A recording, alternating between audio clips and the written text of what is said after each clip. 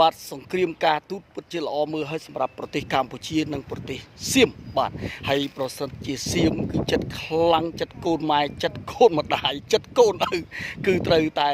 ធ្វើសង្គ្រាមការទូតជាមួយប្រទេសកម្ពុជាក្តាស់ឬក៏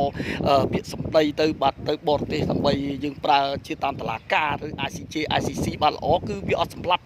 ប្រជាពលរដ្ឋវាអត់ធ្វើឲ្យប្រជាពលរដ្ឋចម្លៀសហើយវាអត់ធ្វើឲ្យបាត់បង់សេដ្ឋកិច្ចជាតិបាត់បង់ទ្រព្យសម្បត្តិបាត់បង់អីហើយវាអត់ឲ្យបាត់បង់អាយុជីវិតទាហានព្រោះថាយើងអ្នកធំដែលប្រជាតបទាំងអត់មានងាប់អត់មានងាប់ខ្លួនយើងទេបាទងាប់តបងាប់អីនោះស្លាប់តបស្លាប់អីនោះអញ្ចឹងធ្វើសារការទូតាមច្បាប់ទៅប្រទេសមានច្បាប់ស្រុកតាមមានប្រទេសអញ្ចឹងបងប្អូនបើធ្វើអញ្ចឹងបានល្អបាទបងប្អូនខ្ញុំគាំទ្រគឺធ្វើតាមការទូតប៉ុន្តែខ្លាចថៃអត់ហ៊ានណាបងប្អូនបាទឥឡូវនេះបងប្អូនប្រទេសចិនគឺត្រូវបានអាមេរិករកឃើញថាគឺប្រទេសចិនកំពុងតែប្រើកណ្ដីខ្លាយឆាត់ទីពិធីនេះគឺដើម្បីវាយប្រហារតាកាឈីដែលជារដ្ឋមន្ត្រី